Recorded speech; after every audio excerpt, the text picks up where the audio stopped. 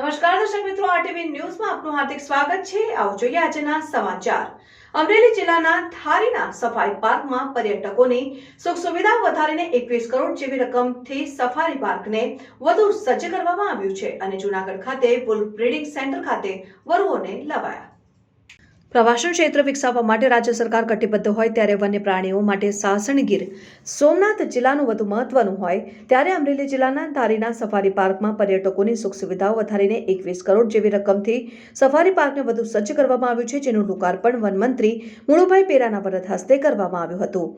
ધારીના safari પાર્કમાં પર્યટકોને વધુને વધુ સુવિધાઓ પ્રાપ્ત થાય અને પ્રવાસન ક્ષેત્ર વિકસાવવા સરકારનું આગવું આયોજન ખરા અર્થમાં સાર્થક સાબિત થતું હોય તેમ જૂનાગઢ વુલ્ફ બ્રીડિંગ સેન્ટર ખાતેથી વન્ય પ્રાણી વરુઓ સફારી પાર્કમાં લવાયા હતા અને નામશેષ થતા વરુને વનમંત્રી મુળુભાઈ બેરાએ કુદરતના ખોળે ખુલ્લા મૂક્યા હતા। આ તકે સાંસદ નારાયણ કાછડિયા, કૌશિક વેકરિયા, જેવી કાકડિયા સહિતના નેતાઓ ખાસ ઉપસ્થિત રહ્યા હતા અને પર્યટકો માટે 21 કરોડની અલાયદી અલગ અલગ સફારી પાર્કમાં સુવિધાઓ ઊભી કરવામાં આવી હતી ને વન વિભાગ દ્વારા પર્યટકો માટે વનમંત્રી મુળુભાઈ બેરાના વરદ હસ્તે લોકાર્પણ કરવામાં આવ્યું હતું, જેમાં ધારી ખંભા અને બગસરાના ધારાસભ્ય જેવી કાકડિયા, નારાયણભાઈ કાછડિયા, કૌશિકભાઈ વેકરિયા, મહાવીર બાપુ, હિંમતભાઈ ડોંગા સહિતના આગેવાનોની હાજરી જોવા મળી હતી।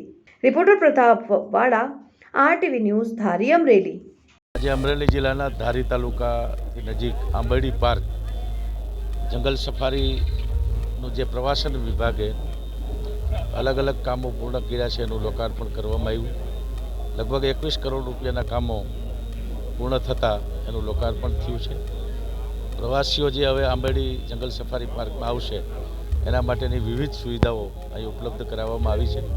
આજે અહીંના બધા જ સ્થાનિક આગેવાનો, માન્ય સાંસદ સભ્યશ્રી, ધારાસભ્યશ્રીઓ, નાયબ મુખ્ય દંડકશ્રી અને જિલ્લા પંચાયતના પ્રમુખ, તાલુકા પંચાયત, જિલ્લા પંચાયતના હોદ્દેદારો અને સંગઠનના હોદ્દેદારોને અહીંયા વિશાળ સંખ્યામાં ઉપસ્થિત લોકોની હાજરીમાં આ આંબરડી સફારી પાર્કના પહેલા તબક્કાનું જે કામ પૂર્ણ થયું છે એને હમણાં આજે એનું લોકાર્પણ સંપન્ન થયું છે અને ખૂબ સરસ રીતે મેં આખા આંબરડી જંગલ સફારી પાર્ક છે એ જોયું અને અહીંયા બિલ્ડિંગ સેન્ટરો છે, એમાં વન્ય પ્રાણીઓનું રહેઠાણ છે।